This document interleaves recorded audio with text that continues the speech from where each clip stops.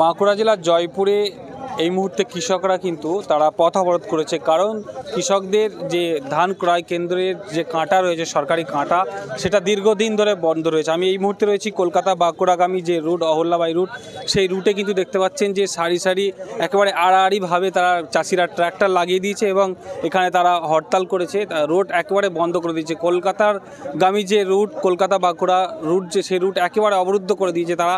প্রচুর গাড়ি জ্যাম হয়ে গেছে, কারণ তারা দীর্ঘদিন তাদের এই কাঁটা, সরকারি কাঁটা কিন্তু বন্ধ রয়েছে, যার ফলে তাদেরকে এখান থেকে 4 থেকে 5 কিলোমিটার গাড়ি নিয়ে গিয়ে এক্সট্রা খরচ করে তাদেরকে বেসরকারি কাঁটায় তাদেরকে ধান ওজন করতে হয়। আপনারা সকলেই জানেন এখন ধান কিনছে, সরকারিভাবে ধান কিনছে সেই বাঁকুড়া কৃষক বাজারে, কিন্তু এখানে ধান ক্রয় কেন্দ্র রয়েছে, সেখানেই কিন্তু চাষিরা ধান বিক্রি করে এবং সেখান থেকে কাঁটায় ওজন করে মাল নিয়ে এসে এই কৃষক বাজারে বিক্রি করতে হচ্ছে। সেই জন্যই চাষিরা কিন্তু দীর্ঘদিনের একটা তাদের ক্ষোভ রয়েছে এবং রাস্তা তারা অবরোধ করেছে। কথা বলবো এখানে যারা রয়েছে। দাদা, কি ঘটনা ঘটেছে আজকে আপনারা এই রাস্তা বন্ধ করেছে? কারণ দীর্ঘদিন যাবৎ যে সরকারি কাঁটাটা রয়েছে সেটা দীর্ঘদিন যাবৎ বন্ধ, তাই বাইরে থেকে গিয়ে সামনে বনলতায় একটা কাঁটা আছে, সেখান থেকে করিয়ে আনতে হয়। কিন্তু আজ হঠাৎ কোনো কারণে সেই কাঁটাটা বন্ধ, তাই চাষিদেরকে 5 কিলোমিটার দূরে গিয়ে 5-10 কিলোমিটার দূরে গিয়ে কাঁটা করিয়ে আনতে হয়, তাই সেটা একটা কস্টলি পড়ে। সেই জন্য যাতে সরকারি কাঁটাটা খোলা হয় তার পরিপ্রেক্ষিতে আজকে রাস্তা বন্ধ। সরকারি কাঁটা কতদিন বন্ধ আছে? সরকারি কাঁটা প্রথম থেকেই বন্ধ, যখন প্রত্যেক দিনই এই সামনে থেকে বাইরে থেকে করিয়ে আনতে হয় আর কি। ওখানে কি ওটা বেসরকারি কাঁটা? ওটা বেসরকারি কাঁটা। সরকারি কাঁটা কোনো দিনই খোলা হয়নি এখানে, প্রত্যেক দিনই ওখান থেকে করিয়ে এনে এখানে করাতে হয়, কিন্তু আজ কোনো কারণে ওখানে কাঁটাটা বন্ধ আছে। সাইডে গিয়ে করাতে গিয়ে এক্সট্রা খরচা হয়ে যায়? হ্যাঁ, এক্সট্রা খরচা হয়, এক্সট্রা যেতে হয় 8-16 কিলোমিটার যেতে হয়, সেখানে 80 টাকা করে লাগে পার গাড়িতে, সেটা তো একটা খরচা। আজকে হঠাৎ এইভাবে অবরোধ করলেন? আজকে হঠাৎ বন্ধ হলো, এই কাঁটাটাও এখানে বন্ধ হয়ে গেছে, তার পাশাপাশি আর কোনো কাঁটা নেই, তাহলে মানুষ ধান দেবে কী করে এখানে? এখানে কি সরকারিভাবে ধান কেনা হচ্ছে? হ্যাঁ, এখানে সরকারিভাবে ধান কেনা হয়। তাহলে কি এখন কি চাইছেন? আমরা এখন চাইছি এখানে যে সরকারি কাঁটাটা যাতে খোলা হয়, আর আজকের জন্য যেমন সামনে যেটা আছে সেটা খোলা হয়, এটাই চাইছি আমরা।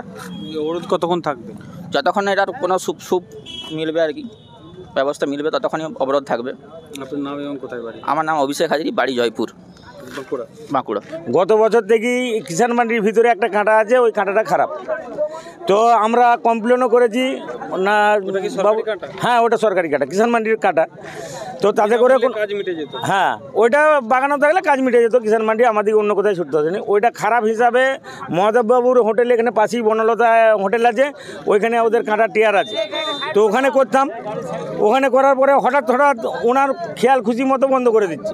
কালকে দেখুন না, একটা ধান আমরা ওজন করে নিয়ে এসেছি, ফের খালি করে দিয়ে আবার এন্ট্রি করতে গেছি, টিয়ার করতে গেছি, ও আর হবে না, বুঝতে পারছেন। আবার আজকে সকাল থেকেই বন্ধ করে দিয়েছে, কিন্তু দীর্ঘ যতদিন এই কাঁটাটা আমাদের খারাপ আছে কিষাণ মান্ডির, কিন্তু ওই কাঁটাতে ওজন করতে দিচ্ছিল। ওখানে তো পয়সা লাগতো। হ্যাঁ, ওখানে পয়সা বেশি লাগতো এবং চাষিরা তাও মেনে নিচ্ছিল যে আমাদের পয়সা বেশি লাগতো, তবু কাছে কাঁটাটা তো পাচ্ছি, টিয়ার করে এখন খারাপ হয়ে গেছে, এদিকেও বলে আলা, আমরা চাষিরা কমপ্লেন করে আলা, কিন্তু এই কাঁটাটাও সারিয়ে দিচ্ছে না। আর উনি ওর খেয়াল খসা মতো কাজ করছে, মানে যে কোনো সময় বন্ধ করে দিচ্ছে। হুটহাট একটা লোড গাড়িকে ওজন টিয়ার করে, আর যখন আনলোড হয়ে যাচ্ছে তখন আর টিয়ার করবো না। ধান কি এখানে কি সরকারিভাবে কেনা হচ্ছে? হ্যাঁ, ধান এটা সরকারিভাবে কিষাণ মান্ডি থেকে কেনা হচ্ছে। কি কথা হলো পুলিশের সঙ্গে? পুলিশের সঙ্গে পুলিশ প্রশাসন বলছে আমরা দেখছি চিন্তা ভাবনায়, কারণ যে কোনো একটা উপায় তো বার করতে হবে। এখন শিরোমণি স্টোরের কাছে একটা টিয়ার কাঁটা আছে, বাড়তি এই যে টিয়ার করার জন্য বলছে যে কোনো সমস্যার একটা সমাধান তো করতে হবে, তাহলে আপনারা এখন আপাতত আজকের দিনটা ওখানে করে নেন। আপনার চাষি? হ্যাঁ, আমি চাষি, রিয়াজুল মল্লিক। কোথায় বাড়ি? আমার মহেশপুরে বাড়ি।